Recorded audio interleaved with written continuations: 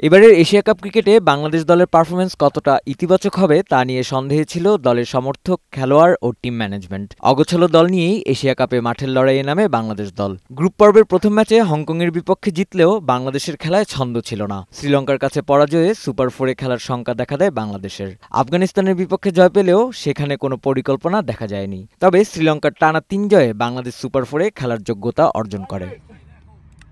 B group থেকে নিজেদের ৩ ম্যাচে জয় দিয়ে গ্রুপ সেরা হয়েই শেষ ৪-এর লড়াই নিশ্চিত করেছে শ্রীলঙ্কা। গ্রুপ পর্বের পর কোনো বিরতি ছাড়াই সুপার 4 পর্ব শুরু হয়। প্রথম ম্যাচে লড়বে একই গ্রুপ থেকে ওঠা শ্রীলঙ্কা ও বাংলাদেশ। সুপার 4 পর্ব হবে রাউন্ড রবিন ফরম্যাটে। 4টি দলই একে অপরের বিপক্ষে ম্যাচ খেলবে। পয়েন্ট তালিকায় এগিয়ে থাকা 2 দল উঠবে শিরোপা নির্ধারণীর ফাইনালে। তাই নিজেদের প্রথম খেলায় জয় দিয়ে ফাইনালের পথে এক ধাপ এগিয়ে থাকতে মুখিয়ে থাকবে শ্রীলঙ্কা এবং বাংলাদেশ। সুপার 4 সামনে রেখে নিজেদের প্রস্তুতি নিতে বাড়তি সময় পেয়েছে বাংলাদেশ দল। গ্রুপের ভুল ত্রুটি শুধরে নিজেদের সেরা খেলাই বাংলাদেশের লক্ষ্য।